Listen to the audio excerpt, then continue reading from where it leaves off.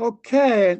Once again, unfortunately, I'll have to go off to therapy early, but I'm going to hang around as long. I'm not walking out on anyone.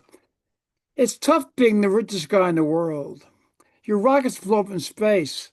You spend billions helping a candidate be elected president of the United States, thinking you're going to be his right-hand man. At first, it seems that way. Commentators are even calling you the co-president. Yet you soon find out you're really the fall guy as you take all the heat for the things he wanted you to implement. There are big anti-Trump protests stopping possible Tesla purchases from entering the sales lots and sales fall. The criticism hits rock bottom when the ex-richest man in the world says, "Why is the richest man in the world killing the poorest children in the world?" referring to the elimination of food shipments to starving children in Africa. And there is no presidential message to support your actions. By the end of the first year, it's clear the party is over. And while the president, you both say nice things, you find that his going away president at the end to the government is the government subsidy to your electric cars. So now you're going to fund more billions, forming a new political party, attempting to take down the New York City con guy that you spent billions for electing. Welcome to the United States of America. And then Rorschach sent me a note that he was going to be writing uh, about a mutual friend, John Perry Barlow. And I went back and I dug out the poem that I wrote uh, 2 days after he died. John Perry Barlow died February 7th. He was a friend, not a close friend, but a friend. He was many things: a cattle rancher, a lyricist for the Grateful Dead, co-founder of the Electronic Frontier Foundation, and a person who seemed to know everyone. For the first time I interviewed him 30 years ago, the thing I remember most was his way with the words.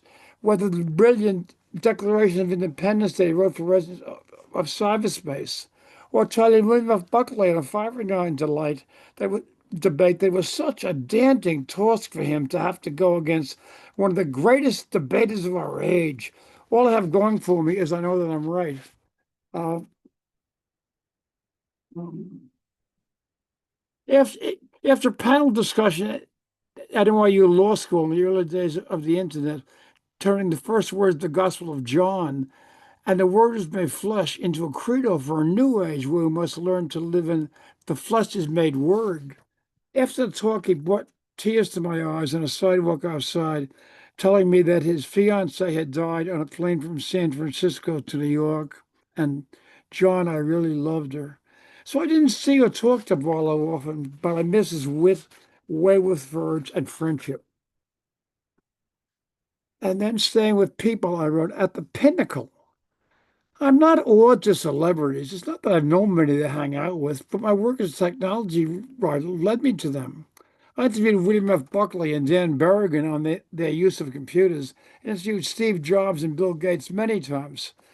Further, luck had me wander into a party where I did not belong in the private club of the New York Mets during the 1969 World Series. There I hobnobbed with Gordon McCrae, Pearl Bailey, Casey Stengel, Weeb Eubank, and other luminaries. Additionally, my oldest friend, former Newsweek Vietnam correspondent Kevin Buckley, was married to Gail Horn's daughter, Gail Lamette Buckley. I went to many parties at their New York City apartment and talked to many famous people and theatrical people, still awed by no one, until I was walking across the living room and I heard a voice behind me. I froze. My God, that's Lauren Bacall. We didn't talk, but we nodded at Lena's funeral. It was enough. And do I have time for one more, David? If it's a short one, yes. Are you Jewish? They were the first words the super sports maven Bill Mays ever spoke to me. We were in two separate cars going across Midtown New York. Stopping at a red light, I recognized him. I signaled to roll down our windows and asked him a baseball trivia question. Most people know who the third baseman was when the tickets ever was the chance team. Who was the catcher? The light changed. We moved ahead. At the next red light, he asked, "Are you Jewish?" bewildered. I said, no. Then he gave me the answer, Johnny Kling. And we drove away with me still bewildered. When Bill started Mazer in the morning on WBVD in New York, I called in and asked him about it. He told me the Kling was Jewish, one of the first Jewish big leaguers, so he assumed I was. And from then on, I was a regular call into the show. I was John from Jefferson Valley. And my son, and Bill or son Arnie would send me tickets to sporting events.